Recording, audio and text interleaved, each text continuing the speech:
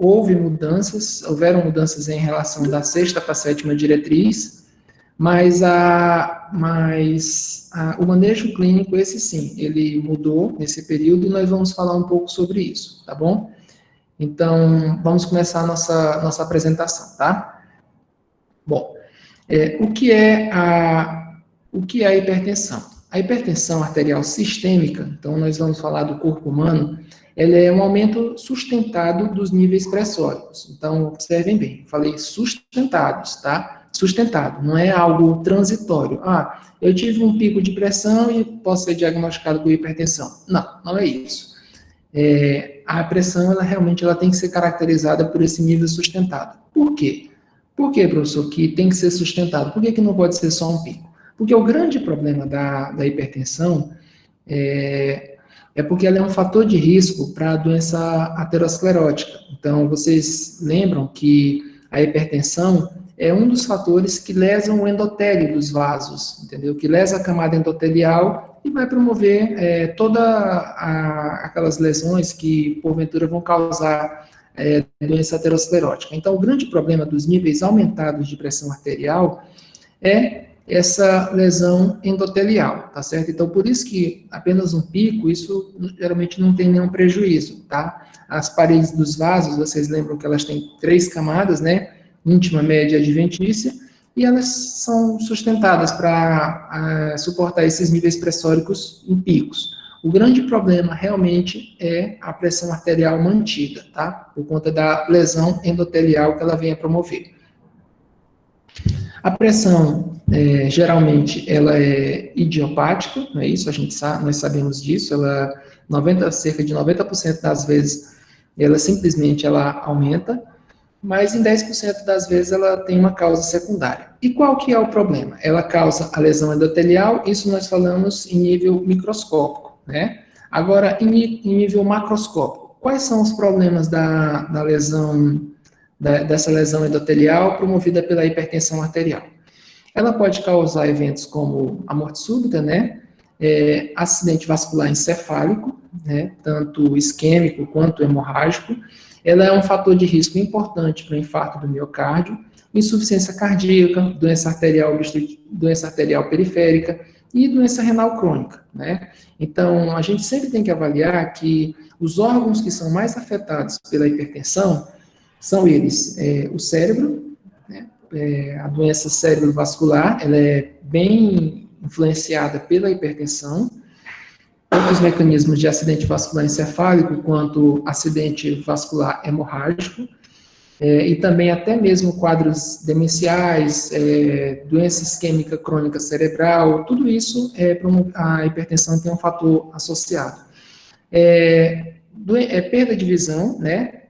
A gente sabe que a hipertensão é um fator de risco até mesmo para cegueira, tá? Doença renal crônica, ela pode causar um aumento de sobrecarga no coração e vai levar a uma hipertrofia ventricular, e mais na frente pode evoluir com síndrome de insuficiência cardíaca. Nas artérias, né, lesando o endotélio, promovendo a aterosclerose. Então, esses são os órgãos mais acometidos pela hipertensão arterial, tá certo? E como é que é feita a avaliação inicial do paciente hipertenso? Ele chega no seu consultório com queixa de doutor, eu acho que a minha pressão está alta, tá? Então, você tem que traçar uma estratégia nesse sentido, tá? E isso tem que ser uma coisa bem fundamentada, porque uma coisa é uma pressão arterial de 16/10 num paciente, numa mulher, certo? De 32 anos, que está assustada porque não está saindo de casa por causa de Covid, por exemplo. Outra coisa é uma hipertensão de a mesmo valor 16/10 num homem diabético de meia idade, de 50 anos, que tem uma história familiar positiva para infarto, tá? Teve o pai que infartou aos 52 anos, por exemplo. Então, são duas situações bem diferentes. Então, a gente tem que traçar estratégias na avaliação do paciente hipertenso. Então, primeiro é a confirmação diagnóstica, a gente vai trabalhar isso, tá? Eu vou mostrar para vocês como é que a gente faz esse diagnóstico. Nós temos que sempre avaliar a chance de identificar uma causa secundária, tá bom? Que essa causa secundária geralmente são em pacientes jovens ou muito idosos, né? E hipertensões refratárias. Uma coisa muito, muito, muito importante, a avaliação do risco cardiovascular. É uma coisa que pouca vez a gente vê fazendo, mas no ambulatório a gente incentiva bastante os alunos a fazerem, que é a avaliação do risco cardiovascular.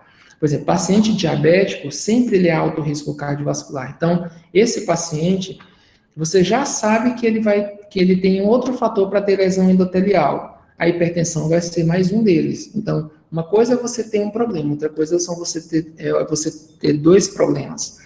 3 que seja, se tiver dislipidemia. Então, a avaliação do risco cardiovascular, que geralmente existem várias escalas de avaliação de risco cardiovascular, até mesmo aplicativos no celular, mas a avaliação de risco cardiovascular ela geralmente envolve a presença de achados de síndrome metabólica, né, dislipidemia, a presença ou não de diabetes, circunferência abdominal, ser sedentário ou não, tá?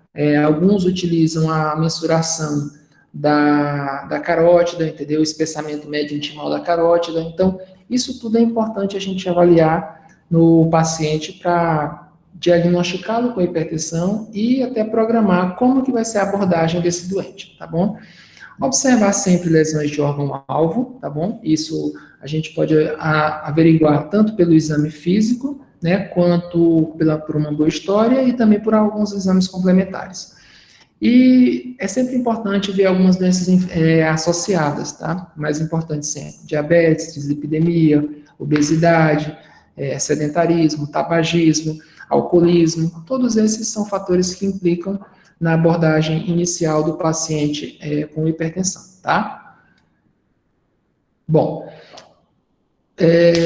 como que a gente deve medir, com que frequência a gente deve medir a pressão, tá? Se a cada 2 anos, se o indivíduo mensura a pressão e ela é menor do que 120/80, você pode fazer esse segmento verificando a pressão apenas uma vez a cada 2 anos, tá bom? Se a pressão dele é baixa. É importante relatar que abaixo de 90/60 milímetros de mercúrio é hipotensão, tá? De 90/60, 90 de sistólica, 60 de diastólica, até 120 de sistólica/80 de diastólica, esse é o valor considerado normal, tá certo? De 120/80 até 140/90 é considerado pré-hipertensão, tá? Então, se você tem valores normais abaixo de 120/80, uma vez a cada 2 anos.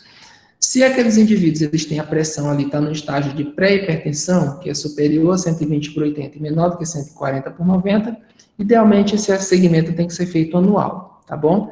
E uma coisa que a gente sempre tem que lembrar pacientes que queixam, idosos, pacientes que se queixam com muita frequência de vertigem, é uma coisa até interessante, assim, a gente vê muita gente aqui principalmente, a gente observa bem, talvez uma coisa meio cultural, a gente observar pessoas com queixa de vertigem e aí vem com diagnóstico de labirintite.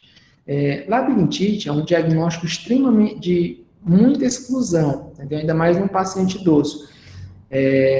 Você tem que pensar em pelo menos 8 causas antes de pensar nisso, para dar esse diagnóstico. Então, uma labirintite, uma vertigem persistente no idoso, ela pode ser uma consequência de uma autosclerose, uma doença arterial carotídea, uma doença cerebrovascular, algum quadro demencial, até Parkinson pode causar isso. Então, é importante a gente averiguar que nesses pacientes que se queixam de vertigem, a gente tem esse diagnóstico é bom afastar.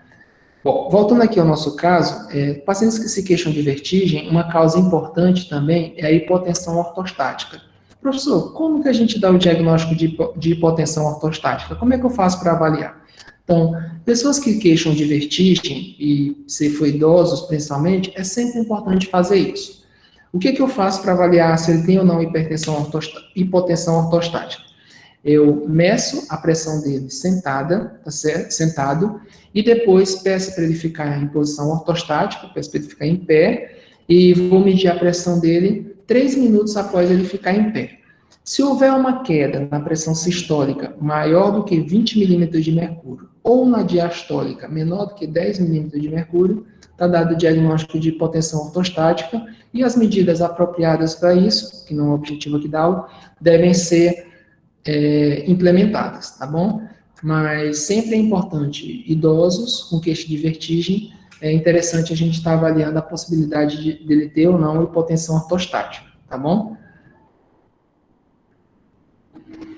Bom, e como é o preparo do paciente com hipertensão, assim, para a gente avaliar aferir a pressão dele no consultório? Então, sempre explicar, né, que você vai aferir a pressão, conversar com ele, né? É interessante você se certificar de que ele não está com a bexiga cheia, né, que ele praticou exercícios, que ele não praticou exercício nos últimos 60 minutos, não ingeriu bebida alcoólica, café ou outros alimentos recentes, e não fumou nos últimos 30 minutos, tá certo? E como é que eu devo posicionar? O paciente ele deve estar sentado, tá, com as pernas descruzadas, e os pés é importante que eles estejam apoiados no chão. E o dorso do paciente ele tem que estar recostado na cadeira, tá? Então, é uma posição, a coluna tem que estar um pouco ereta, né? Porque tem que estar encostada na cadeira, pernas descruzadas e os dois pés sobre o chão. Você estica o braço do paciente, certo? Deixa ele com a palma da mão voltada para cima, tá? E as roupas, elas não podem estar garroteando o membro, tá bom? Então, essa é a posição, tá certo? É interessante você, quando você vai aferir a pressão, a primeira vez, é importante medir 2 vezes, né? De preferência, na primeira consulta, você vai aferir nos 2 membros, tá? Membro direito e membro esquerdo, tá bom? E quais são as etapas da aferição da pressão, tá? A primeira coisa que você faz, você mede aqui a distância entre o acrômio, né, e o olecano, tá certo? Do braço, tá? E aí, o que você assa o manguito apropriado, tá certo? Para esse braço. Você coloca o manguito 2 a 3 centímetros acima da fossa cubital, tá bom? Centraliza ele. A maioria dos manguitos atualmente, ele já vem a posição apontando para a artéria braquial, né? Que é essa artéria que está aqui na fossa cubital, na porção mais medial, quando você coloca a pessoa em posição com a palma da mão para cima, ela está aqui na posição medial, pulsando. Então, posicionar aqui. E aí, no primeiro momento, você estima o nível da pressão arterial sistólica por uma palpação do pulso radial, tá? Então, como é que você faz? Você insufla, posiciona o manguito, insufla ele até sumir o som, tá? Quando some o som, quando some esse som, você estimou a pressão arterial sistólica, tá bom? Aí, após isso, você desinsufla, espera 1 minuto, e aí você vai fazer a mensuração. Por exemplo, se a minha pressão, se o som sumiu com 110 milímetros de mercúrio, tá? Quando eu fui aferir, sumiu com 110 milímetros de mercúrio.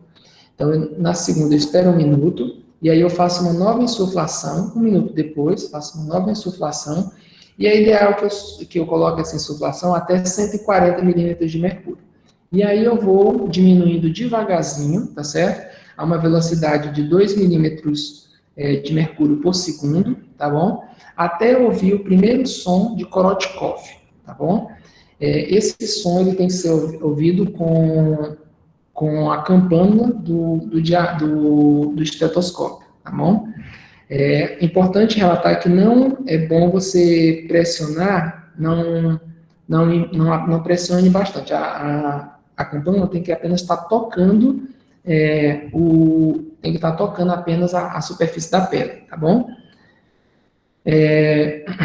E aí você vai desinsuflando rapidamente, vai desinsuflando lentamente até observar o primeiro, a pressão arterial sistólica e a pressão arterial diastólica.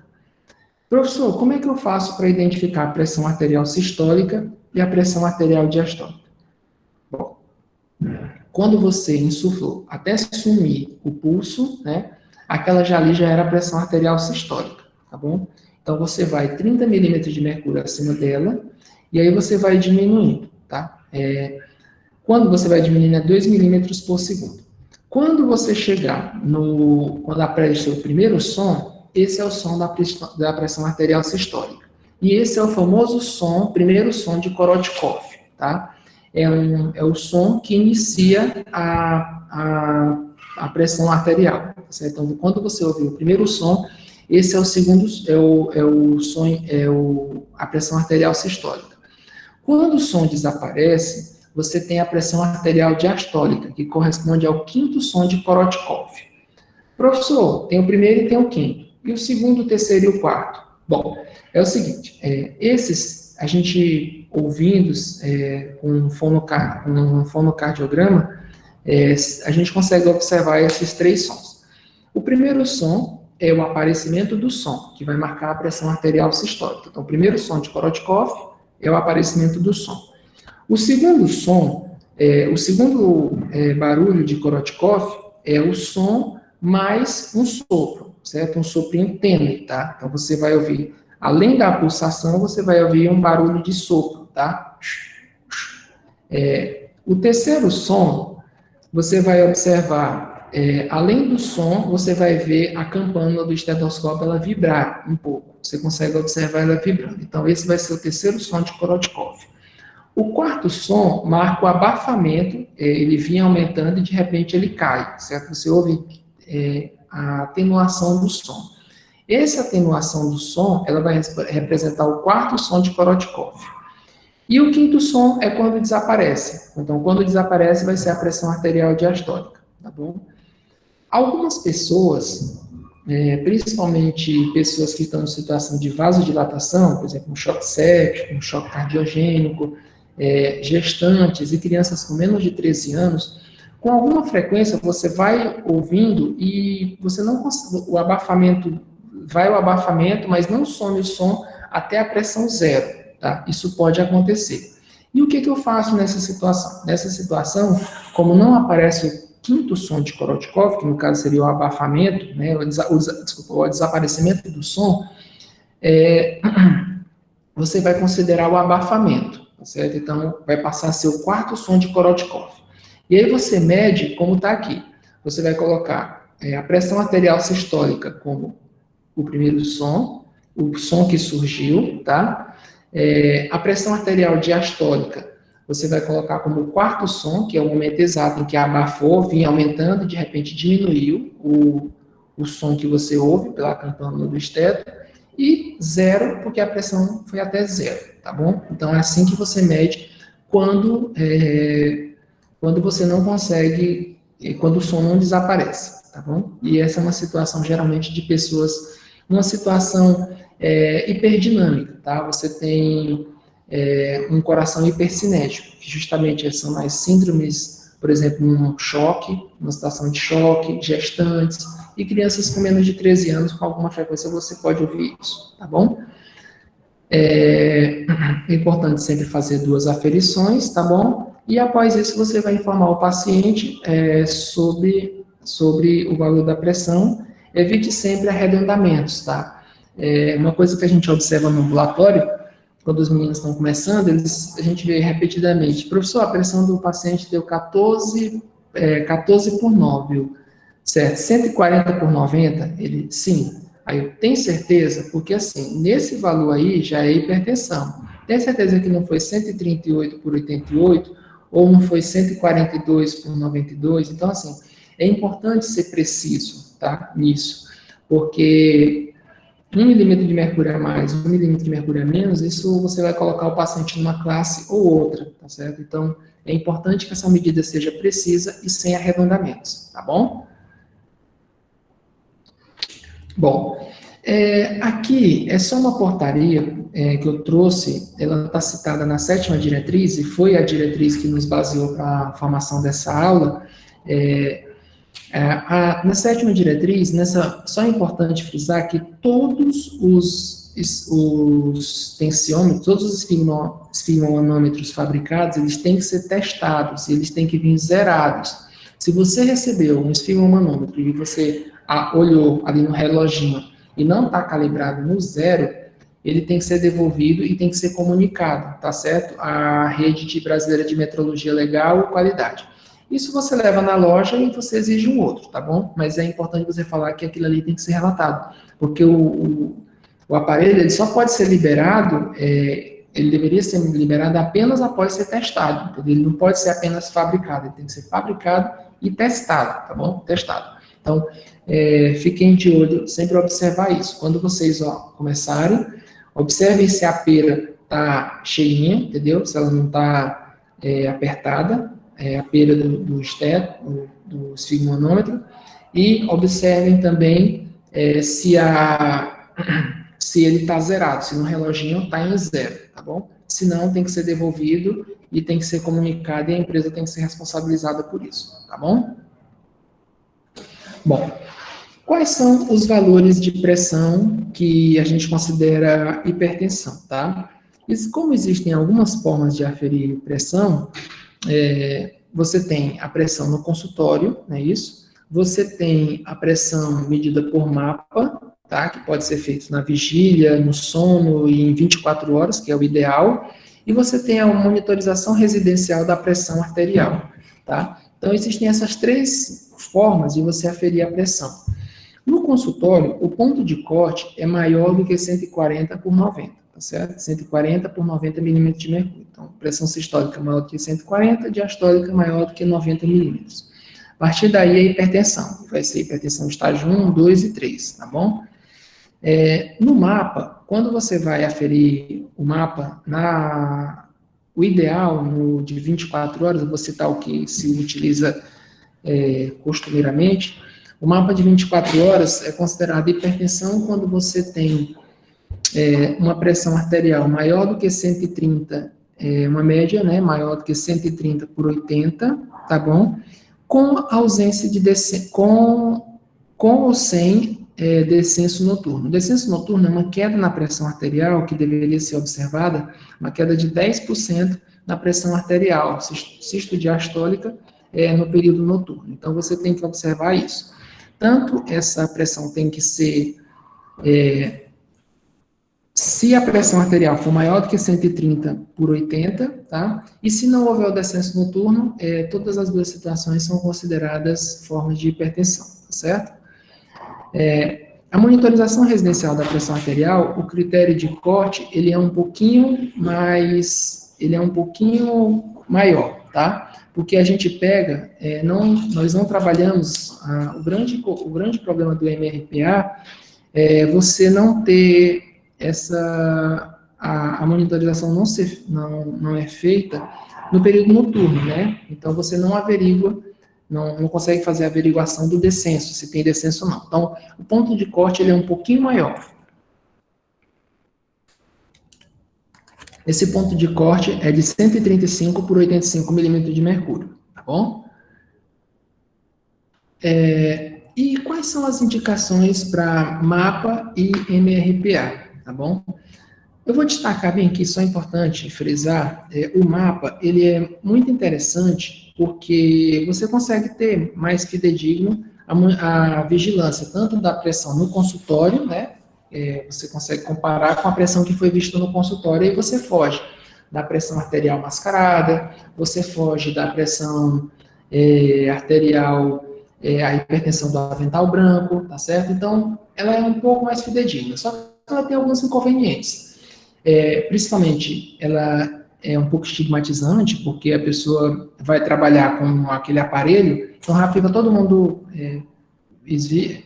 fica inconveniente, e atrapalha a dinâmica do trabalho, porque as pessoas acabam sabendo que a pessoa tem ou não tem um problema que é uma doença crônica, tá bom? Então, esse é o inconveniente do MAPA.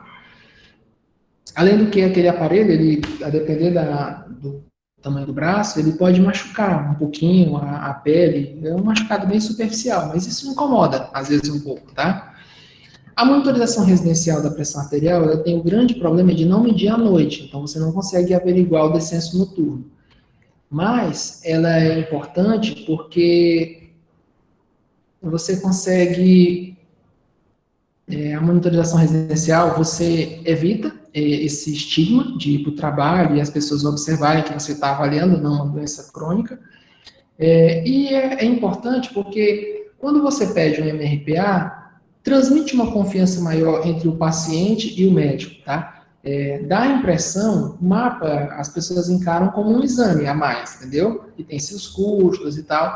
O MRPA, como vai depender da interação médico-paciente, ela cria um laço de confiança um pouco maior, tá? Então, as duas têm vantagens e desvantagens, tá bom?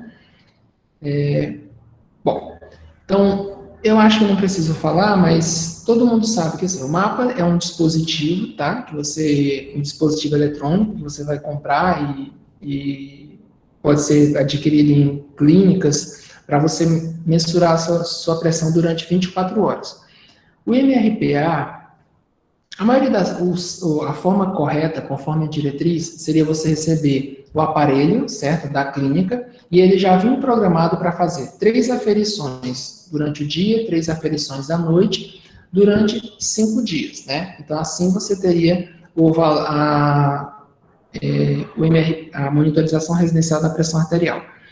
Como para evitar esse custo a mais, você cede aqueles aparelhos eletrônicos. Se a pessoa disser que tem um aparelho eletrônico em casa, ele pode ser feito com aquele aparelho eletrônico, tá? Basta você orientar todas aquelas medidas como é que deve ser feito. O paciente tem que estar sentado, com os dois pés no chão, a mão tem que estar para cima, o aparelho tem que estar na altura do braço, roupas folgadas, não pode ter nada garrotinho do membro, não pode ter se alimentado, evitar fumar nos últimos 30 minutos, todas aquelas orientações, elas têm que ser dadas para quando você vai fazer o MRPA.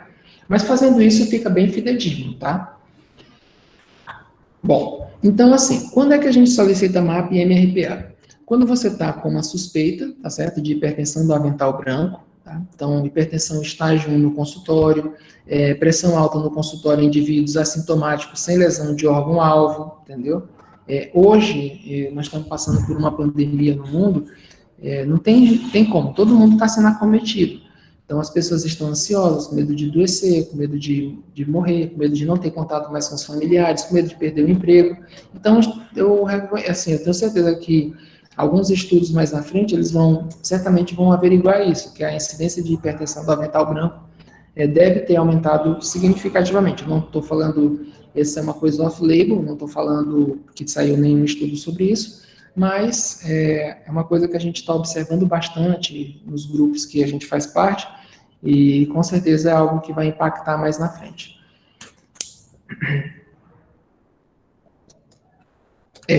Outra situação é a suspeita de hipertensão mascarada, entendeu?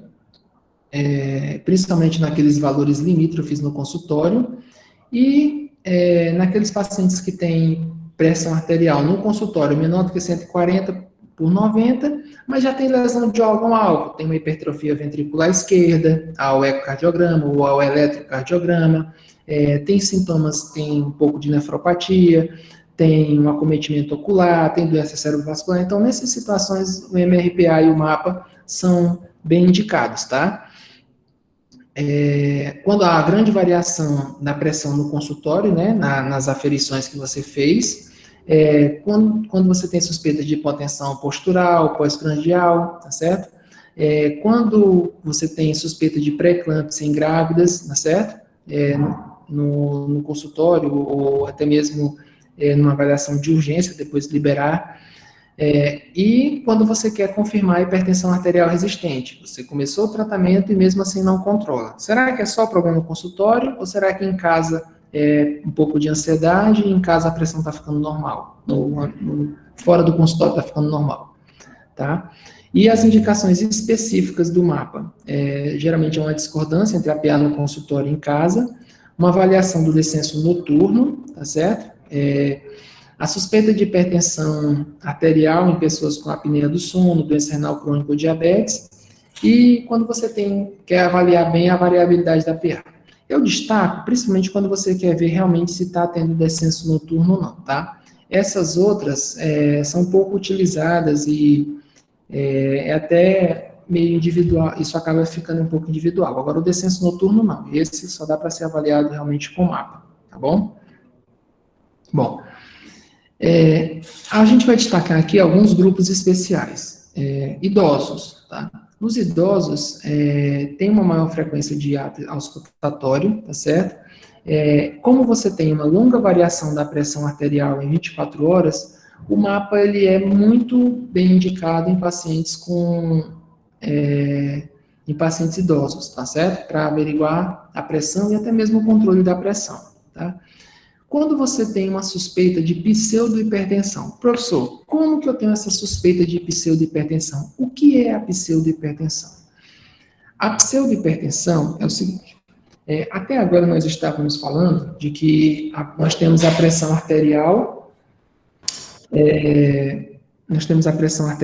mas ela é medida por um esfigmomanômetro, né?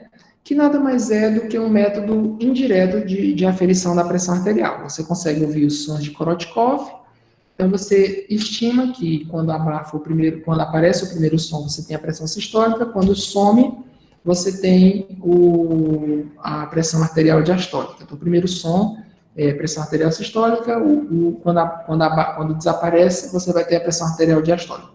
Só que essa medida, por mais cuidado que você tome, por mais que você siga todas as orientações da sétima diretriz, ela ainda não é o método ideal. O método ideal é aquele quando você faz a pressão invasiva da pressão arterial, tá? É um método que já se tem há mais de 100 anos, tá? Começou inicialmente em cavalos, então colocava uma cânula e conectava direto a artéria de um cavalo, pegava uma artéria profunda de um cavalo, e aí você conectava aquilo numa coluna de mercúrio, tá? E com isso a gente conseguia estimar o valor dessa pressão. Então era medida dentro da artéria, uma pressão arterial invasiva. Então, hoje não se faz mais isso, hoje é uma coisa bem simples, você faz com aparelhos, você coloca um dispositivo, né, pode ser um gel com abocade, conecta num transdutor, e esse transdutor emite um sinal para o monitor, e com isso você faz a coluna, você consegue ver o gráfico da pressão. Quando os alunos fizerem ambulatório rodarem no serviço de hemodinâmica, essas curvas a gente sempre mostra, tá? Tanto a curva de pressão do ventrículo, quanto a da pressão na aorta. Então, essa aferição é a aferição correta, é a pressão arterial invasiva. Então, quando eu tenho uma pressão arterial invasiva normal e a pressão arterial não invasiva, que é essa de consultório, ou pelo mapa, ou MRPA, aumentada, a gente tem uma pseudohipertensão. E para a gente avaliar essa pseudohipertensão, é interessante fazer essa manobra de Osler. O que é essa manobra de Osler? Então, só lembra, a pseudohipertensão é aquela em que a pressão arterial invasiva, ela está normal e a pressão arterial não invasiva está aumentada. Isso pode acontecer por um processo de aterosclerose e enrijecimento da artéria. Vocês lembram que quando a gente tem a formação da placa aterosclerótica, depois ela começa a degenerar até ficar calcificada. Essa calcificação, ela causa um enrijecimento da artéria. E esse enrijecimento da artéria pode justamente falsear, aumentar a pressão arterial, sendo que não está. É só porque a artéria é mais rígida e você não consegue observar, os sons eles se confundem. Então, professor, como é que eu faço para avaliar se ele tem ou não tem pseudohipertensão? Bom, eu detectei que o doente tem a pressão arterial invasiva normal. E aí eu aferi, peguei a pressão arterial dele e estava alta. O que eu posso fazer? Você vai fazer o seguinte, você vai insuflar o manguito 30 milímetros de mercúrio você vai insuflar 30 milímetros de mercúrio acima da pressão arterial sistólica que você tinha observado. 30 milímetros de mercúrio acima da pressão arterial sistólica. Se você conseguir palpar, perceber ainda a pulsação 30 milímetros acima da pressão arterial sistólica, fecha o diagnóstico, certo? A manobra de Osler positiva, e esse indivíduo você fecha como pseudo-hipertensão, entenderam? Só para repetir, eu insuflei o manguito, por exemplo, a pessoa deu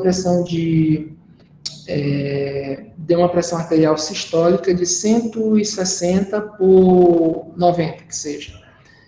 Eu insuflei até 190 e percebi ainda a artéria, certo? Ainda consigo palpar a artéria. Não era mais que eu estava percebendo a artéria, isso aí. Então, com essa manobra, você fecha o diagnóstico de pseudo-hipertensão, tá? Essa é a famosa manobra de Osler.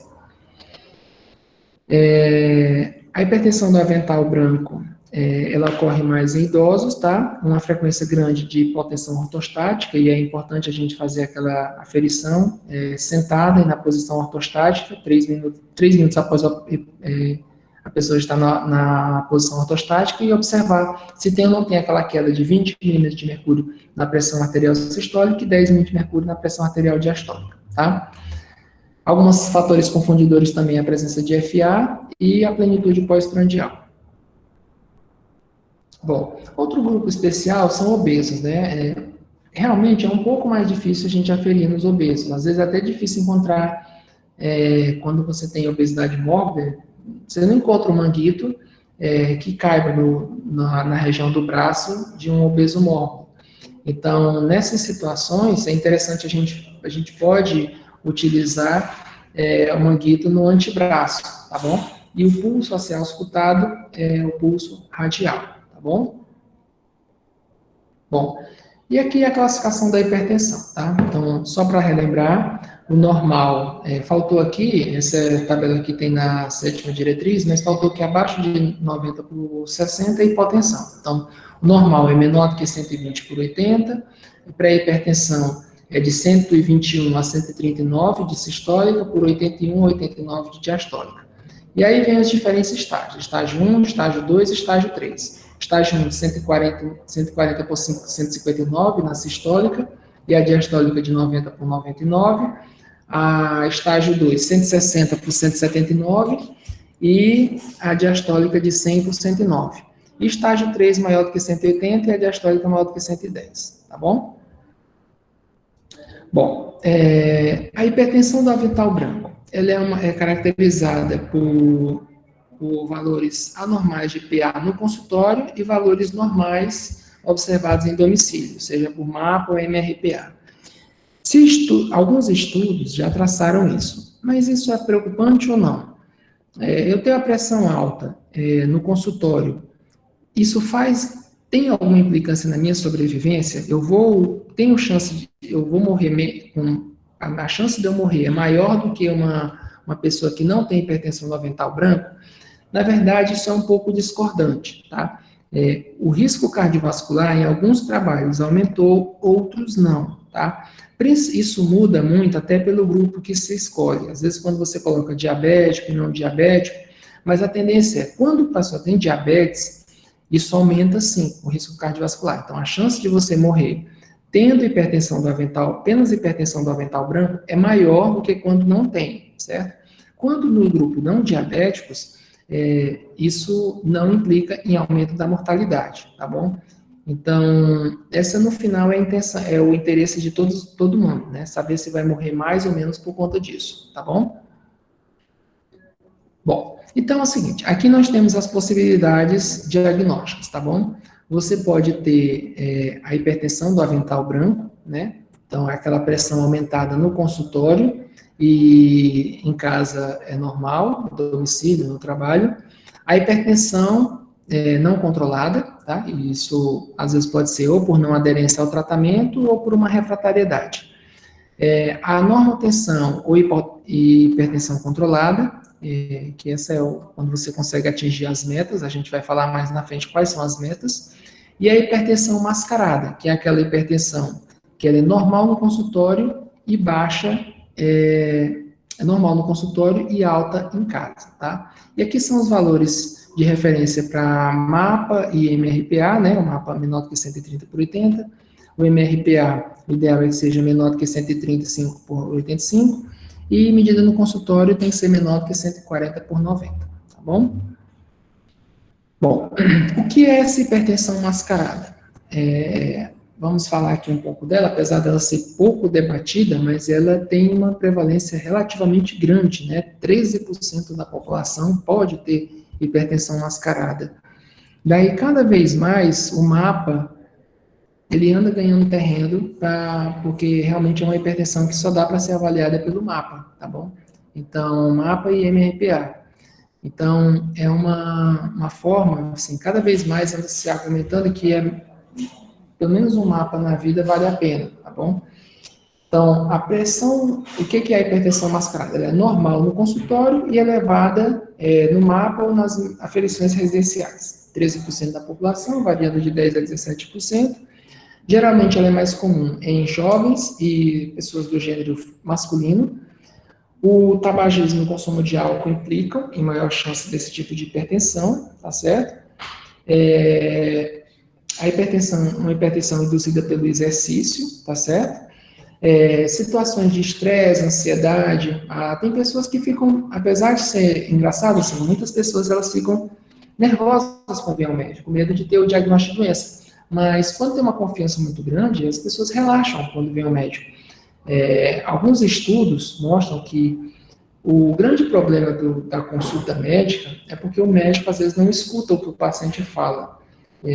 Foi observado, teve um estudo do New England que mostrou que a maioria dos médicos, eles interrompem, mais de 70% dos médicos interrompem o paciente antes de 120 segundos que eles estejam falando, certo? Então, o paciente vem para apresentar o problema dele e a maioria não tem a paciência de ouvir 120 segundos, entendeu? A queixa do doente.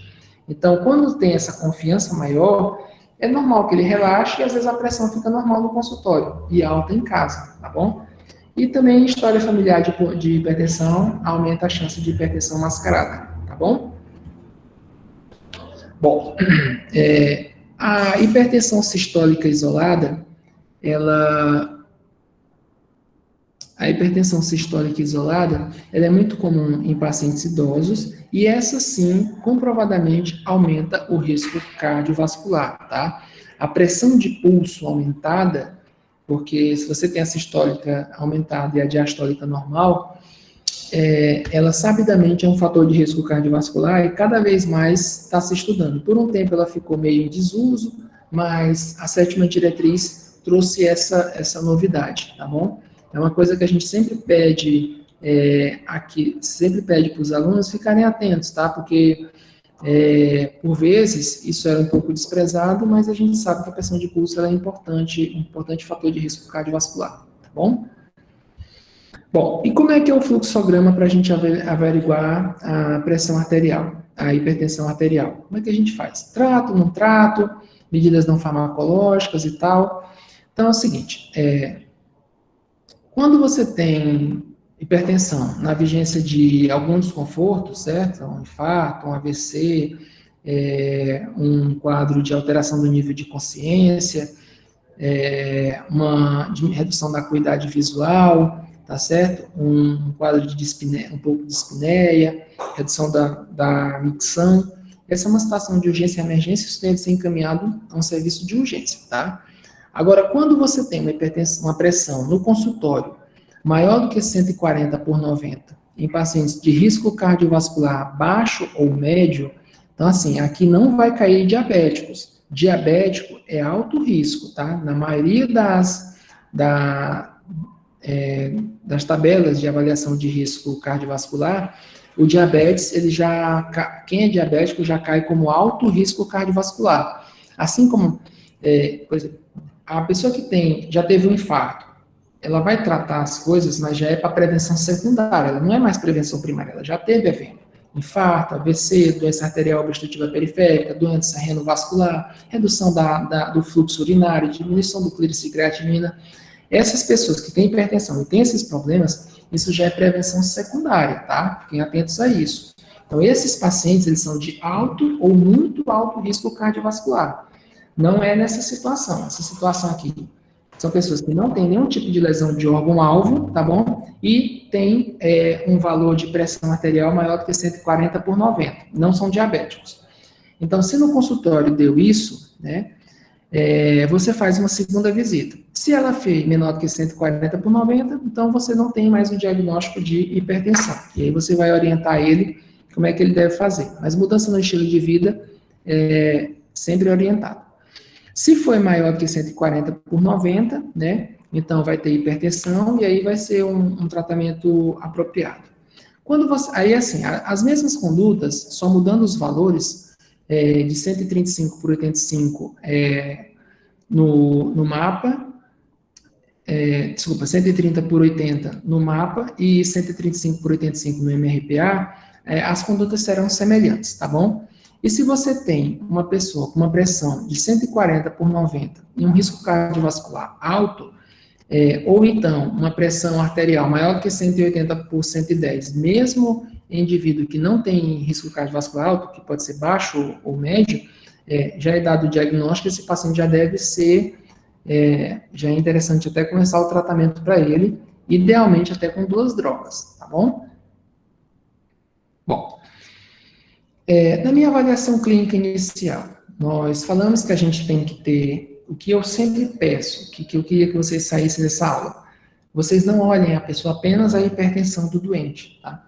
Mas olhem o paciente globalmente, tá certo? Se ele cria um hábito de classificar o doente em baixo, moderado, alto, muito alto risco cardiovascular, tá bom? Isso é na anamnese. Então, o que você precisa numa primeira consulta? Você precisa confirmar o diagnóstico, né, por aferição da PA, identificar os fatores de risco cardiovascular, só assim você vai estratificar o risco cardiovascular da pessoa, pesquisar lesões de órgão-alvo, tá? A gente vai mostrar aqui mais à frente os exames necessários, observar a presença de outras doenças associadas, estratificar o risco cardiovascular global, né, como já falei, e suspeitar de hipertensão secundária, tá? É muito triste você ter uma pessoa, você receber um paciente no consultório, uma mulher de 35 anos, que já teve uma ABCH, entendeu? Evoluiu, chegou a ter um Fischer 4, e fazer acompanhamento com um cardiologista que estava utilizando 4 drogas nessa doente, e ela não pesquisou nenhuma causa secundária, e não conseguia controlar. Eu estou citando um exemplo da vida prática, foi observado que ela tinha estenose de artéria renal, bilateralmente, tratou-se isso e finalmente conseguiu-se chegar numa melhora clínica, numa compensação. Então, a gente às vezes dá com esse tipo de situação. Então, vocês só se dá o diagnóstico de uma doença se você pensar nela. Você não vai dar o diagnóstico de uma doença se você não pensar nela. Se você não lembrar que existem causas secundárias de hipertensão, que existe Cushing, que existe hipertiroidismo, que doença renal, doença policística, tudo isso pode causar causa secundária, pode causar hipertensão. Se você não lembrar disso, não vai conseguir fazer o diagnóstico dessas doenças. Então é importante, pelo menos, lembrar disso, tá bom? É importante você ver homens maiores que 55 e mulheres maiores que 65, já aumenta um pouco o risco, né? Se você tem história familiar de doença cardiovascular, nos mesmos parâmetros, homens que tiveram, os pais, por exemplo, meu pai, ele teve infarto com 54 anos, já aumenta o risco cardiovascular. Se minha mãe teve AVC, AVC isquêmico, tem doença carotídea, tinha com 63 anos, então isso já aumenta o risco cardiovascular, tá? Observar o consumo de tabaco, né, se é diabético, e a presença ou não de dislipidemias, tá? É importante lembrar que o indivíduo, o padrão de corte do LDL, colesterol, vocês sabem, é menor do que 200. E o ponto de corte para o LDL, é menor do que 130 para baixo risco. Mas se a pessoa for hipertensa, o ponto de corte já cai para 100, tá bom? Então, é importante observar isso também, tá? Bom, no exame físico, o que nós temos que nos ater? Tem que fazer uma aferição da pressão nos 2 braços, pelo menos na primeira consulta, né? Sempre é importante, você não vai fazer o diagnóstico de coartação de aorta se não fizer isso, tá bom? Se houve diferença nos 2 braços, fazer a aferição da pressão nos membros inferiores, tá bom? Para ver se tem diferença, se ela é concordante, se o braço esquerdo é concordante com os membros inferiores, tá bom? Porque aí fica mais, reforça mais a hipótese de coartação de aorta. Poucas pessoas, assim, você vê, já vi muita gente idoso chega no consultório e aí você vai mais na frente, no pré-operatório para uma cirurgia cardíaca, e aí no cateterismo a gente observar que tem coartação de aorta. Às vezes deixa a gente um pouco triste quando a gente se depara com esse tipo de situação. Então, e nitidamente ele tinha uma diferença de pressão nos membros. Então é importante sempre averiguar a pressão nos dois membros, tá bom? E depois, se você observou uma diferença, né, maior do que 10 milímetros de mercúrio, é interessante você fazer a aferição nos membros inferiores, tá bom? Você coloca o manguito na região da panturrilha e você mede a pressão na região do tornozelo, para você pegar a pulsação na artéria tibial. Se não conseguir na tibial, pode ser na pediosa, tá bom? É importante sempre ter o peso, altura, IMC, frequência cardíaca, né? Circunferência abdominal, presença de sinais de lesão de órgão-alvo, cerebral, olhos, renal, cardíaco e em membros e periférico, nos vasos periféricos. Então, aqui são os órgãos.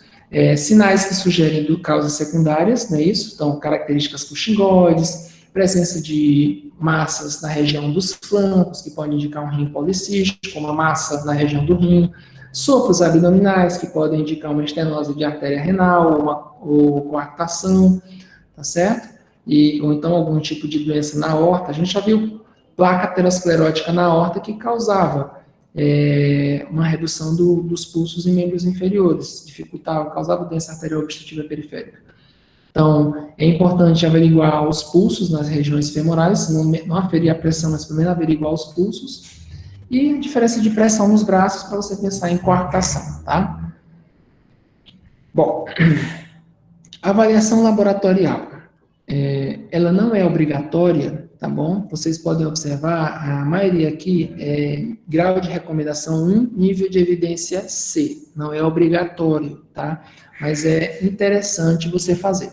Agora, mais interessante do que pedir os exames é entender o porquê da solicitação desses exames. Professor, por que eu devo pedir um sumário de urina num paciente hipertenso? Porque é a melhor forma de você, o rastreio inicial para nefropatia, certo? Hipertensiva.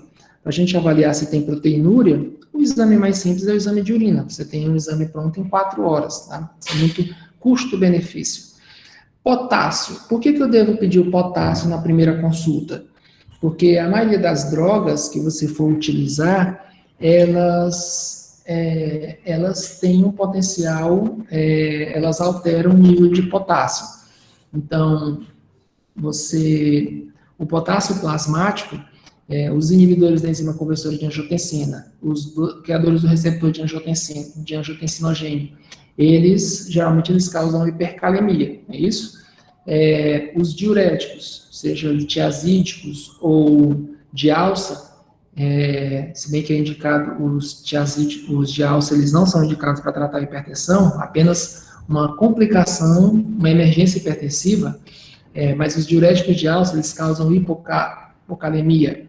Já os diuréticos poupadores de potássio, eles aumentam a calemia, tá? Então, o potássio é importante para isso, até para você saber qual opção terapêutica você vai utilizar, tudo bem? A glicemia de jejum, porque como a gente já falou, a glicemia de jejum e hemoglobina glicada, porque o diagnóstico de diabetes tem que ser firmado, porque isso é obrigatório, tá? Mais importante do que todos esses exames é você estratificar o risco cardiovascular do doente na consulta inicial, tá bom?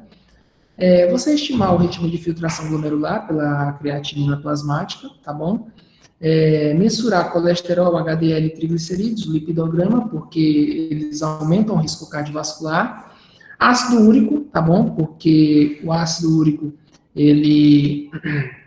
algumas drogas, principalmente os diuréticos tiazídicos, eles vão influenciar na escolha ou não deles.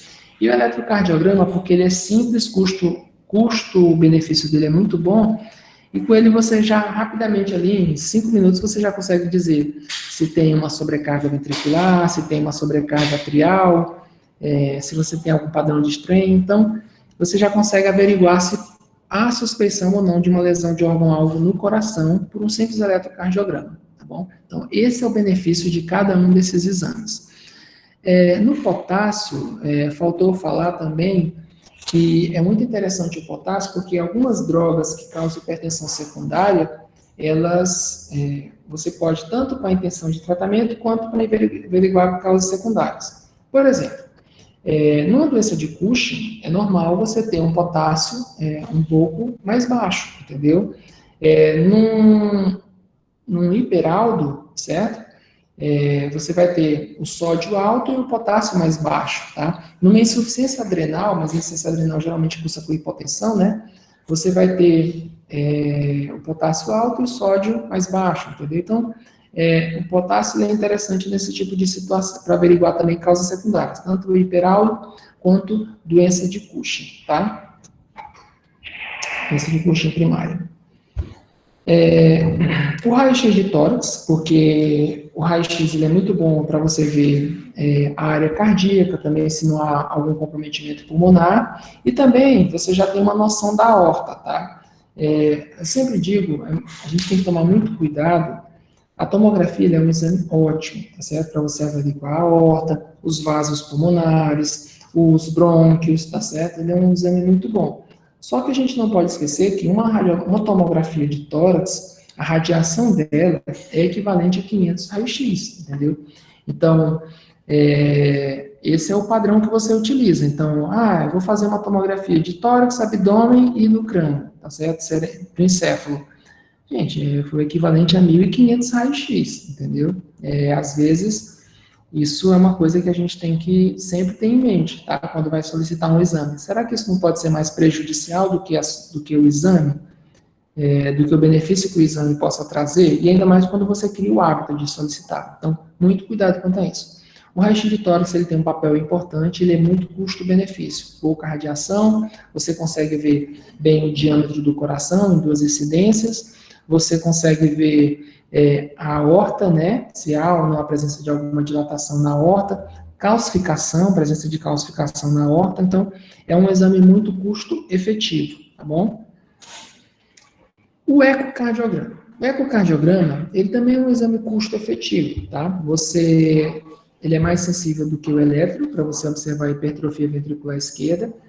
Se o paciente chega com uma hipertensão, e você observa que ele tem uma hipertrofia concêntrica, uma sobrecarga ventricular esquerda, tem um aumento da massa ventricular esquerda, você já vai olhar esse paciente com outros olhos, né? Ele já tem lesão de órgão-alvo. Então, as metas para esse doente, ele não vai evitar um prejuízo, ele vai ter que correr atrás do prejuízo, você precisa ser um pouco mais enfático nas medidas farmacológicas, que ele vai precisar de remédio, e nas medidas comportamentais, certo? No tratamento não farmacológico. Então, o ecocardiograma, ele é muito importante nesse sentido, tá?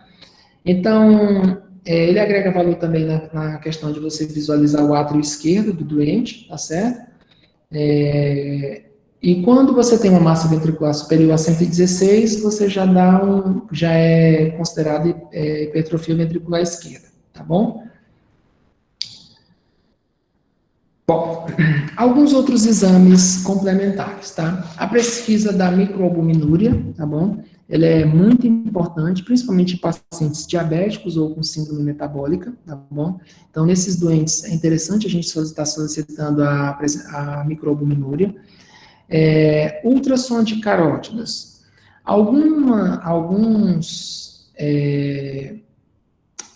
Alguns questionários que nos ajudam a estratificação de risco cardiovascular, algumas tabelas de estratificação de risco cardiovascular, elas utilizam o valor da relação entre a íntima e a média do vaso, tá certo? Então, a espessura médio intimal do vaso. Então, com isso, se isso dá maior do que 0,9, isso já é considerado um fator de risco cardiovascular, tá?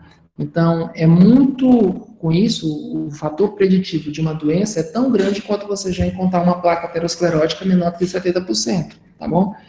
Então, você ter essa espessura média intimal é importante, tá? Nos pacientes com hipertensão. Então, com alguma frequência, você deve solicitar. O problema realmente é o custo, entendeu? Do, da solicitação desse exame, tá bom? Mas ele é um exame muito interessante de ser solicitado. Se a pessoa tem, uma coisa é você ter um hipertenso que não tem sobrecarga ventricular esquerda, outra coisa é um hipertenso com sobrecarga ventricular esquerda, uma coisa é um hipertenso que não tem uma espessura média intimal menor do que 0,9 milímetros. Uma outra coisa é você ter uma espessura média, um hipertenso com espessura média intimal maior do que 1 milímetro. Então, a gente isso tem que ser pesado e avaliado, tá bom? Ultrassom de artérias renais, ele é muito interessante para você observar causas secundárias, tá bom? Massas, tá bom? Principalmente nos rins, a presença de estenose de artérias renais, entendeu? Então, ultrassom renal e de artérias renais, ele é importante para isso, tá? A hemoglobina glicada é um exame, aqui foi colocado como um exame complementar, mas geralmente ele é um exame de triagem, tá?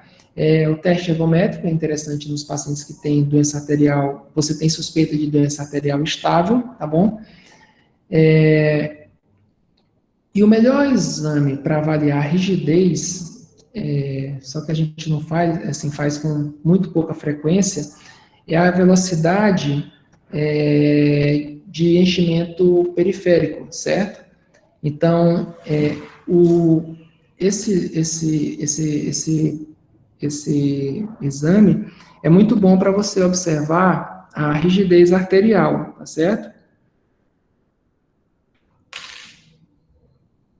Então, assim, ele é interessante para você averiguar isso, tá?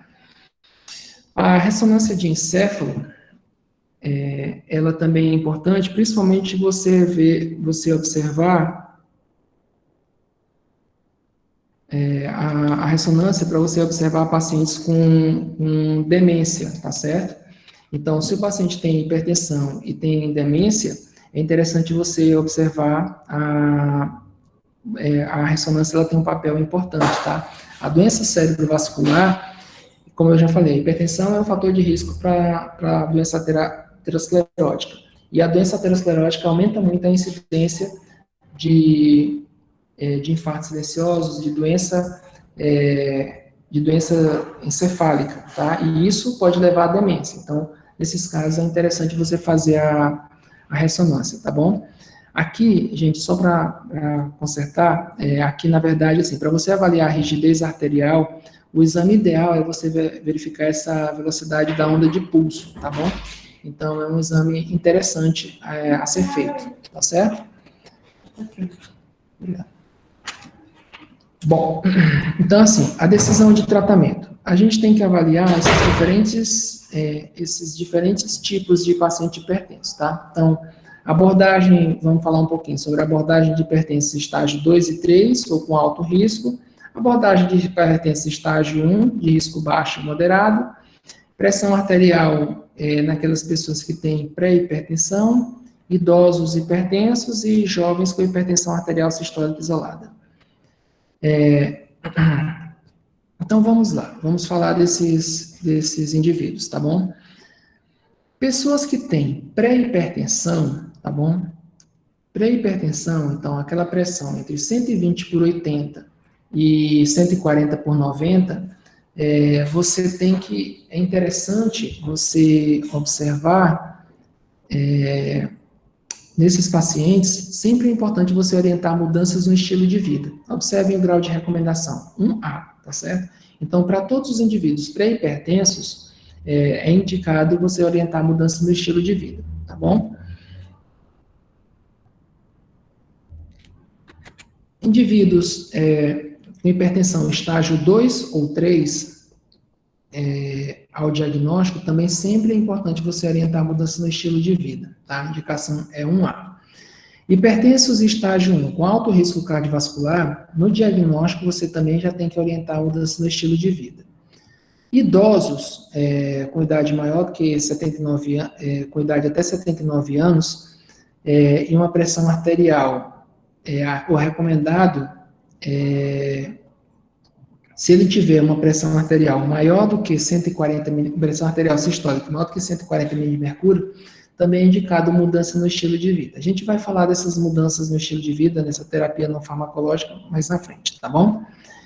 Idosos maior que 80 anos, você indica, geralmente, quando ele tem uma pressão arterial maior do que 160 mm de mercúrio, tá bom?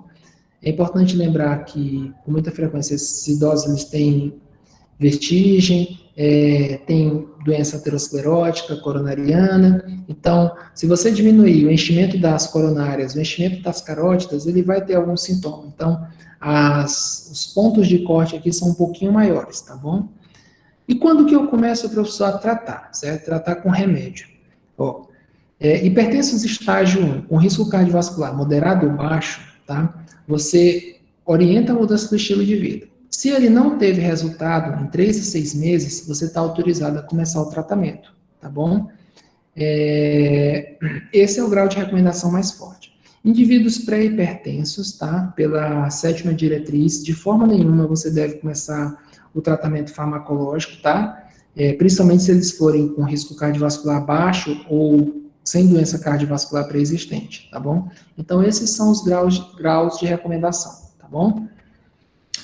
E quais são as metas pré-sólidas? Indivíduos com hipertensão estágio 1 e 2, você definiu, é hipertenso, tá bom? E ele tem um risco cardiovascular baixo ou moderado, você tem que manter a pressão dele menor do que 140 por 90 mm de mercúrio. A recomendação é 1A, é uma recomendação bem forte. Indivíduos que têm hipertensão estágio 1 ou 2, e ele tem um risco cardiovascular alto, então aqui já são os diabéticos, tá bom? Os diabéticos, eles caem aqui nessa situação. Quando você tem isso, a recomendação é uma pressão arterial menor do que 130 por 80, tá bom? Bom, e como é que eu posso fazer o tratamento não farmacológico da hipertensão? Que pontos que eu devo almejar, o que eu devo almejar nos pacientes para fazer o tratamento não farmacológico? O que eu posso valer? Quais são as orientações que eu devo seguir? Bom, então a gente sempre fala, é muito importante você falar do controle do peso, tá? Do tipo de dieta, do benefício da restrição do consumo de sódio, tá? Na moderação do consumo de álcool, na prática de exercícios, tá bom? Então nós vamos falar aqui desses parâmetros, tá bom? O controle do peso, tá? Quando você tem uma diminuição do peso de 20 a 30%, quando você tem uma diminuição de 5% da massa corporal, você já consegue uma diminuição, às vezes, de 20 a 30% na pressão arterial, tá? Existe por exemplo, vamos falar em termos palpáveis. Quando você consegue diminuir 10 quilos de peso corporal, geralmente você consegue diminuir 10 milímetros de mercúrio na pressão arterial sistólica e 5 milímetros de mercúrio na pressão diastólica, tá bom? 10 milímetros na sistólica e 5 na diastólica, tá bom? Então, quais são as recomendações? A 7ª diretriz brasileira, indivíduos com menos de 65 anos, recomendam que a gente mantenha o IMC menor do que 25 em pacientes até 65 anos e menor do que 27 em pacientes que tenham mais de 65 anos, tá bom? A circunferência abdominal nas mulheres, idealmente menor do que 80 e nos homens menor do que 94. Lembrando que esses não são os parâmetros para síndrome metabólica, né? Síndrome metabólica é um pouquinho mais alto, 88 e 105. Então, assim, é recomendado isso no indivíduo hipertenso, tá bom? O padrão alimentar. As dietas que são sabidamente hipotensoras é a dieta DASH, tá? Que é a dieta apropriada para parar a hipertensão, né? Essa é a dieta apropriada. E o que essa dieta tem, professor? O que essa dieta tem que ajuda no controle da hipertensão? Ela é uma dieta com menor teor de sódio, tá?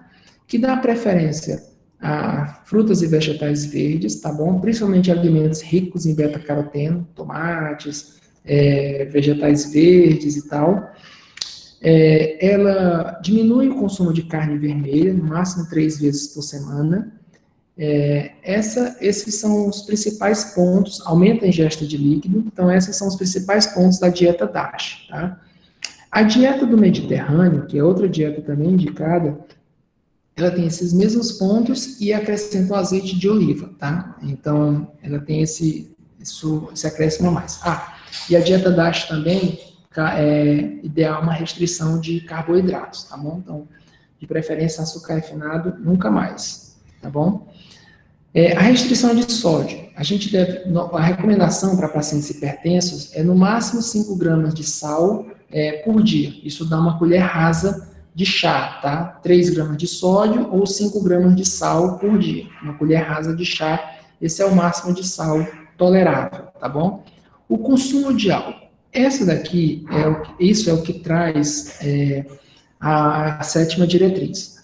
O ideal, vamos fazer em termos práticos. Para um homem, ideal em torno de 4 long necks de cerveja, tá bom?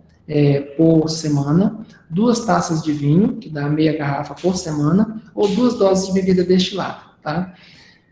Isso é o da 7ª diretriz. Agora, houve alguns estudos que norteiam a UESC, né, a diretriz de hipertensão da Sociedade Europeia, e a diretriz americana. E assim, na verdade, um consumo moderado de álcool, ela até mostrou um benefício, seria 20 gramas de álcool por dia, seria em torno de 1 ou 2 long necks ao dia. Isso não está na 7ª diretriz, então não trago isso como informação para vocês, mas só para lembrar que provavelmente quando vier a 8ª diretriz, isso pode mudar, tá bom? Aqui no Brasil. Mas por enquanto, o consumo de álcool deve ser, no máximo, moderado, tá? Você deve ter uma moderação. Então, nesses parâmetros, 4 long necks por semana, 2 taças de vinho ou 2 doses de bebida destilada, tá bom? A prática regular de atividade física. O ideal é a gente recomendar em torno de 150 minutos por semana, tá? De preferência, exercício aeróbico. Então, você pode dividir 5 vezes por semana 30 minutos ou 3 vezes por semana 50 minutos. De atividade aeróbica, tá? Então, caminhada, corrida, natação, bicicleta, hidroginástica, dança, tá bom? O exercício isométrico resistido, ele não reduz a pressão, tá bom? Ele não deixa aumentar, mas diminuir também, ele não diminui, tá bom? Então, é importante relatar que o exercício ideal é o exercício isométrico, tá bom? Outras medidas. O consumo de fibras e oleaginosas é recomendado, tá bom? Mas, sabidamente, eles não deixam a pressão subir, mas também não diminuem. O leite não tem um papel muito importante, e é muito importante reforçar que vitamina D não diminui pressão arterial, tá certo? Não tem nada que comprove que a vitamina D, altas doses de vitamina D ou um valor normal de vitamina D seja fator protetor contra a hipertensão. Não tem nada disso, tá? Ela tem seu papel na osteoporose e nas doenças carenciais, nos pacientes idosos, tá bom? Mas na hipertensão não tem, tá bom? O alho, sabidamente, ele tem um efeito hipotensor, então pode ser utilizado como terapia não farmacológica. Café e chá verde são substâncias. O café, ele tem um fator hipotensor e tem um fator que aumenta um pouco a pressão, tá bom? Então, o café, ele não sobe a pressão, então não é indicado para você diminuir a pressão, mas como é um hábito muito comum do brasileiro consumir café, você pode dizer que ele pode continuar consumindo o café dele, que não vai aumentar a pressão, tá bom?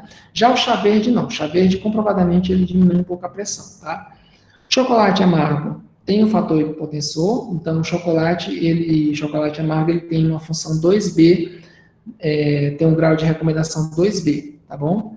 Então, ele pode ser recomendado como terapia adjuvante no tratamento não farmacológico da hipertensão. E o tratamento farmacológico? O tratamento farmacológico, a gente tem essas seguintes drogas, tá? Os diuréticos, né? A gente tem os diuréticos tiazídicos, de alça, poupadores de potássio, né? E entram nesses grupos clortalidona, hidroclorotiazida, furosemida, a espironolactona, tá bom? Os inibidores adrenérgicos, tá certo? Hidralazina, os agonistas alfa, 2 centrais, tipo metildopa, os bloqueadores beta-adrenérgicos, os alfa, desculpa, bloqueador alfa metildopa, tá? Você tem os vasodilatadores diretos, tipo os nitratos, tá bom? Bloqueadores do canal de cálcio, tanto de hidropiridínicos quanto não de hidropiridínicos. Os inibidores da enzima conversora de angiotensina, tá bom? Enalapril, captopril, ramipril. Os bloqueadores do receptor de angiotensina. E nessa classe a gente coloca os losartana, valsartana, telmisartana, tá bom? E inibidores diretos da renina, tá bom? Tipo o alisquireno, que caiu um pouco em uso, tá bom? Bom, então assim, a terapia para o tratamento da hipertensão, aqui eu trouxe aqui um algoritmo da 7ª diretriz, e nesse algoritmo, o que nós temos? Na hipertensão estágio 1, e tem risco cardiovascular baixo ou moderado, você pode começar com... você faz tratamento não farmacológico sempre, né? Você tem que indicar. E você pode começar com monoterapia, tá bom? Mas, idealmente, a recomendação maior é para começo de 2 fármacos, certo? Em doses mais baixas. Ele é melhor do que um fármaco já em dose um pouco mais alta, tá? Então, a gente pode se valer de diuréticos, inibidores da enzima conversora de angiotensina, bloqueadores do canal de cálcio, bloqueador do receptor de angiotensina, e beta-bloqueadores cada vez mais em desuso, tá bom?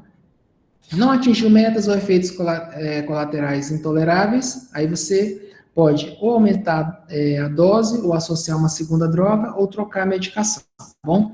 E não atingiu as metas, você vai acrescentar outras classes de antihipertensivos, bloqueadores alfa-adrenérgicos, os vasodilatadores diretos, tá bom? Esses são drogas que você pode utilizar nessa situação, tá?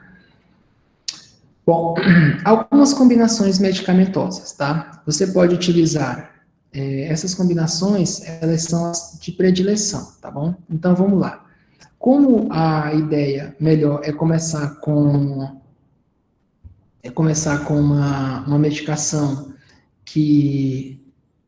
com dupla terapia, então a gente faz essas associações. Então vamos lá. Quais são as associações de escolha? Um diurético tiazídico, certo? Com bloqueador do receptor de angiotensina. Então, hidroclorotiazida, clortalidona, indapamida, com o bloqueador do receptor de angiotensina. Losartana, valsartana, telmisartana, candesartana, tá bom? Ou um diurético tiazido com bloqueador do canal de cálcio. No caso, amlodipino, levalodipino, são as nifedipino, que atualmente não deve ser utilizado, tá bom? A não ser que seja aquele retard com liberação lenta, tá bom? Diuréticos tiazidos com inibidores da ECA, tipo enalapril, captopril, benazepril, ramipril, tá bom? E uma associação que não deve ser feita é justamente essa, IECA com BRAS, tá? Essa tá contraindicada, tá bom? Não é recomendada mais. Você pode associar bloqueador do receptor de angiotensina com bloqueador do canal de cálcio e IECA com bloqueador do canal de cálcio. Se não deu certo, aí você vai atrás dos beta-bloqueadores ou das outras classes de antihipertensivos, tá bom? Bom, gente, para finalizar aqui, eu trago esse estudo, tá? Que é esse Chronotherapy Trial, certo? IJA Chronotherapy Trial. Ele foi apresentado no ESC, tá? Do ano passado, e ele trouxe justamente isso que é uma mudança de paradigma muito importante, tá? Em relação ao que eu me formei e a informação que a gente tem hoje, tá bom? Tratar a hipertensão à noite, ela diminui a mortalidade em relação a você utilizar o antihipertensivo durante o dia. Então, você usar o antihipertensivo à noite reduz a mortalidade em relação a você utilizar durante o dia, tá bom? Por que, professor, que acontece isso? Isso acontece porque o que mata na hipertensão arterial é a pressão continuamente alta, não é isso? Mas o grande problema é levar a lesão endotelial, que vai levar à aterosclerose, aquelas complicações nos olhos, no cérebro, nos rins, nos vasos periféricos, mas também isso ele é amplificado por uma redução do descenso noturno. Então, quanto pior o descenso noturno, maior a chance de complicação. Isso ficou bem definido nesse trial, tá bom? Então, observem, gente, que para todas as situações, tanto evento singular, evento composto, tá certo? Tanto de AVC, eventos coronarianos, eventos cardíacos, eventos menores, tudo, isquemia cerebral, insuficiência cardíaca, angina, doença arterial obstrutiva periférica, para todos, o uso do antipertensivo bedtime, ele foi fator protetor, tá certo? E houve uma redução da mortalidade significativa em todas as diferentes classes, entendeu? Então, é muito recomendado atualmente você utilizar o antipertensivo, começar ele à noite em relação a começar durante o dia, tá bom? Ele realmente ele causa um fator protetor, ele tem um fator protetor quanto a isso, tá? Eu trago aqui as curvas, ó o tratamento bedtime. Esse aqui é evento acumulado de sobrevivência. Observem como o tratamento durante o dia tem uma curva bem superior, entendeu? Então, quem tomou o antipertensivo à noite morreu menos, entendeu? Teve menos evento do que quem tomou apenas durante o dia, tá bom? Então, as curvas, desde o começo, desde o segundo ano, você já observa uma diferença grande.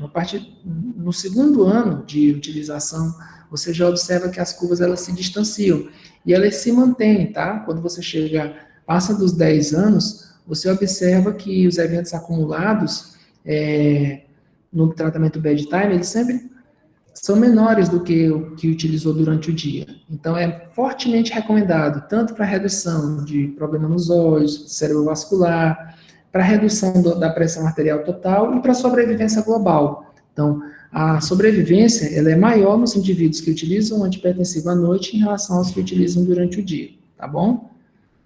Bom, essas foram as minhas referências, tá bom? Agradeço muito a atenção de vocês, é um prazer bem grande estar aqui e estou aberto agora a dúvidas e questionamentos que porventura vocês têm, tá bom? Certo, professor. Tivemos algumas perguntas. Sim. A primeira, Raíssa Rodrigues perguntou se seria, né, obrigatório, ou melhor, mais correto, sempre medir a PA estimada pelo pulso radial para depois começar a medição normalmente da PA. Sim.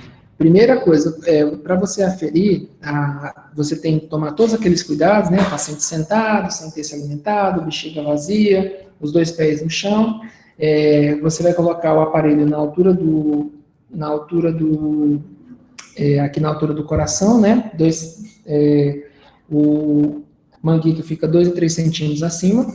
Você vai insuflar até você sentir sumir o pulso radial. Sumiu o pulso radial, você detectou a pressão sistólica. Aí você desinsufla o manguito, espera 1 minuto, e aí depois você vai no membro e vai passar 20 a 30 milímetros de mercúrio acima do valor que você tinha encontrado. E aí depois você começa a desinsuflar 2 milímetros por segundo, tá certo? Você desinsufla 2 milímetros por segundo, e aí, quando você ouviu o primeiro som de Korotkoff, apareceu um barulho, tuf, tuf, tuf, pronto. É a pressão arterial sistólica. Aí aí depois começa a aparecer um sopro, depois você começa a ver a vibração, que é o terceiro som, abafa, quarto som de Korotkoff, até que ele some, é o quinto som. E aí você vai ter a pressão arterial diastólica, tá? Não sei se eu consegui responder direito a essa dúvida dela, mas sim, você sempre tem que, após insuflar, primeiro você sente a artéria e depois você sente a palpação e aí depois você faz a segunda insuflação com 1 minuto, 20 a 30 milímetros de mercúrio acima do valor que você tinha encontrado. Tá bom? Certo. O Hugo perguntou, professor, como fica a posição do braço do paciente para aferição da pressão arterial em pé e em decúbito dorsal? Bom, você usa a posição anatômica, certo? Então, assim, na posição anatômica, as mãos, elas ficam para frente, né? Então, aqui você vai colocar a palma das mãos para cima, tá certo? Você coloca a palma das mãos para cima. Então, a mão, você vai... A forma normal é essa, tá certo? Aqui na altura do braço, a mão apoiada, tá certo? E aqui é o braço, desculpa, o braço tem que ficar apoiado, tá? Não é só a mão, é o braço. O antebraço tem que ficar apoiado numa superfície lisa. Você colocou aqui o aparelho. Você aferiu, tá bom? E aí depois você fica em pé, o indivíduo fica em pé, com o braço também voltado para frente, você fica na posição anatômica, e aí você faz a aferição, sempre lembrando que tem que estar aqui na altura, tem que ficar na altura do coração, tá bom? 3 minutos após, 3 minutos em posição ortostática, tá bom? Certo. Mais uma pergunta, a Gabriela Marques perguntou, no caso da MRT, quais horários é indicado fazer a aferição durante o dia e quantos dias? Boa pergunta. Então, os horários, pode ser o paciente mesmo que define, tá bom? O importante é que sejam 3 horários diurnos, 3 horários noturnos, tá bom? O MRPA, alguns autores, eles já defendem que você pode também fazer apenas 2 aferições por um período um pouquinho maior, tá bom? Você faz 3 aferições em 3 a 5 dias, ou 2 aferições por 5 dias, tá bom? Mas sim, quanto mais tempo você conseguir aferir, ó, aqui tem uma folha, deixa eu mostrar, não tem um conflito de interesse, tá? Eu vou até parar aqui o laboratório, mas aqui é o seguinte, ó. A ficha do MRPA é essa, tá bom? Você vai ter a primeira pressão aqui no consultório, tá certo? No primeiro dia, tá bom? Aí você anotou aqui. Aí você vai ter o primeiro, segundo, terceiro e quarto dia. Você pode preencher tanto os 3 primeiros dias, quanto pode preencher 5 dias, tá? Fica à vontade. E aí você tem aqui, ó, manhã e à noite, tá? Os horários é o paciente que define, tá bom? Não precisa ser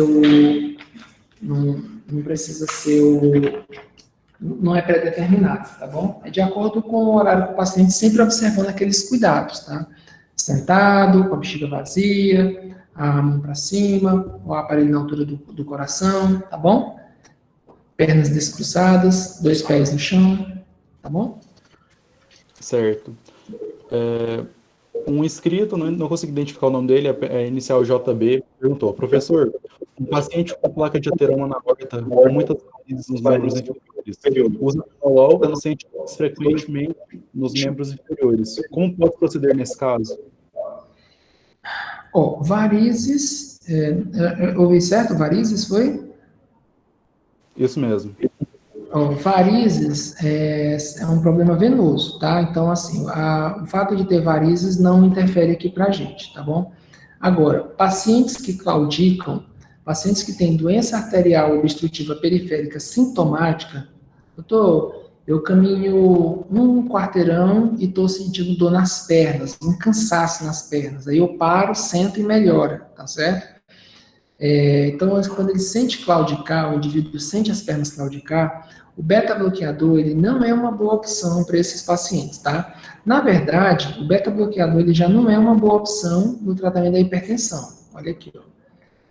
A gente falou, ó, ele é uma droga que o tratamento ideal é alguma dessas drogas aqui, diuréticos tiazídicos, bloqueador do receptor de angiotensina, bloqueador do canal de cálcio e inibidor da conversão de angiotensina. Se não deu certo, a quarta droga é um diurético, o ideal que seja um diurético poupador de potássio, tá bom? E aí depois você pode ter tanto os beta-bloqueadores quanto os outros antihipertensivos. Então, o beta-bloqueador, ele não é uma boa medicação.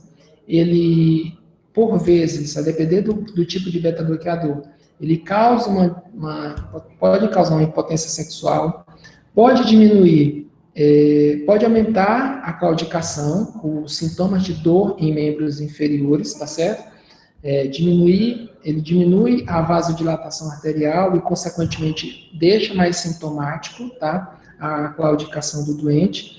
Então, nesse caso, se ele tiver com sintomas, o ideal é você trocar a dose, trocar a medicação, tá bom? É uma opção razoável nesse caso, e aí utilizar alguma das outras drogas que, com certeza, uma delas ele vai se encaixar, tá bom? Certo. Mais uma pergunta. A Melina Costa perguntou: um paciente com PA normal durante a vigília, porém com ausência de descenso noturno, é considerado grau 1 de hipertensão? E outra continuando, né? Realiza esse tratamento específico, levando-se em conta um paciente de alto risco cardiovascular, por exemplo? Bom, nesse caso, o ideal é o seguinte: você não tem um descenso noturno, tá certo? Então, quando você faz isso, tem que averiguar como é que foi a aferição da pressão, mas sim, ele é considerado hipertenso, tá bom? Estratificar o grau de hipertensão, aquele grau de estratificação é no consultório, tá bom? Aqueles valores, tá? Então, não se enquadra nesse tipo. Você vai classificá-lo como hipertenso e há necessidade de tratamento apropriado. Hoje, isso geralmente isso é um desafio, tá? Um desafio para o tratamento médico. Mas hoje a melhor opção é você trocar. Ao invés de você tomar durante o dia, você toma à noite, tá bom? Isso, só em você mudar esse hábito de tomar o antihipertensivo à noite, ao invés de tomar durante o dia, já ajuda. Agora, vamos tomar cuidado, porque é o seguinte: isso é bom que seja feito sob orientação médica, porque tem que ver o antihipertensivo que ele está tomando. Esse trabalho, o forte mesmo, o efeito maior aconteceu com os bloqueadores do receptor de angiotensina e os inibidores da conversão da enzima conversora de angiotensina, tá? Então, os IECAs e BRAS. Muito cuidado em utilizar diurético em paciente idoso, tá bom? Muito cuidado mesmo, tá? Ele não vai morrer de AVC, ele não vai morrer de infarto, ele vai morrer de uma queda, certo? Por uma fratura de colo do fêmur ou uma pneumonia broncoaspirativa. Então, cuidado com isso aí, tá bom? Então, muito cuidado em utilizar diurético à noite para idoso, tá? Cada caso é um caso, e esses casos a gente tem que analisar individualmente, tá bom? Tá bom. Professor, outra pergunta. Guilherme Alfredo perguntou: o diagnóstico da hipertensão arterial sistêmica é feito por conta dos perfis sustentados, mas existe pressão arterial isolada que pode dar diagnóstico de HE? Não, isolado não, tá? O grande problema, eu vou lhe dar um exemplo. A minha pressão, quando eu faço uma esteira, minha pressão vai para 17/9, tá bom? Quando a gente faz um teste ergométrico, a gente fica aferindo a pressão, tá bom? À medida que vai aumentando os graus. A minha pressão chega a 17/9. Pouco tempo depois, quando eu paro, ela volta para o meu 11/7, 12/8, que é o meu valor normal, tá bom? 120/80, 110/70, tá? Ela volta para o meu valor normal. Então, assim, valores isolados, você não dá o diagnóstico de hipertensão. Geralmente tem que ser mantido, tá bom? Geralmente não, tem que ser mantido, tá? Certo. Mais uma pergunta da Lorena Viana. Ela pergunta: professor, quando a PA de um paciente que já é hipertenso está oscilando muito ao dia, mesmo ele fazendo tratamento e não apresentando sintomas clínicos específicos, o que significa? Seria necessária a troca de medicamento ou adotar uma combinação? Perdão, repete a pergunta, por favor. Ela pergunta: professor, quando a PA de um paciente que já é hipertenso está oscilando muito ao dia, mesmo ele fazendo tratamento e não apresentando sintomas clínicos específicos, o que significa? Seria necessário a troca de medicamento ou adotar uma combinação? Bom, na verdade, é o seguinte, ela falou não tem sintomas específicos. Ele tem sintomas porque, assim, a pressão arterial, ela não causa sintomas, tá? Menos de 10% dos pacientes vão ter sintomas, e geralmente são situações bem dramáticas, tá? A hipertensão é chamada de assassina silenciosa.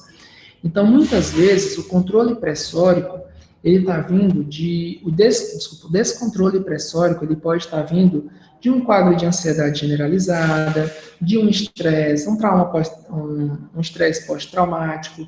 Então, assim, tem que ver, às vezes, o consumo inadequado de alguma substância, uma combinação com outro de fármacos que não está sendo eficiente, entendeu?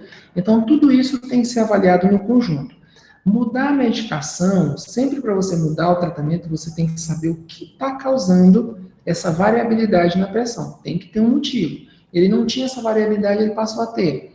Pode ir atrás que você vai encontrar uma causa subjacente. Ansiedade, estresse, uma combinação de drogas, o aparecimento de um outro fator de risco cardiovascular. Então, antes de você trocar, o mais importante é o seu exame. Então, tente identificar uma causa secundária para essa labilidade pressórica, tá bom? Certo. Professor, outra pergunta. Paciente feminino com alterações de paratormônio, insuficiência renal, terá algum problema com o bloqueador de canal de cálcio?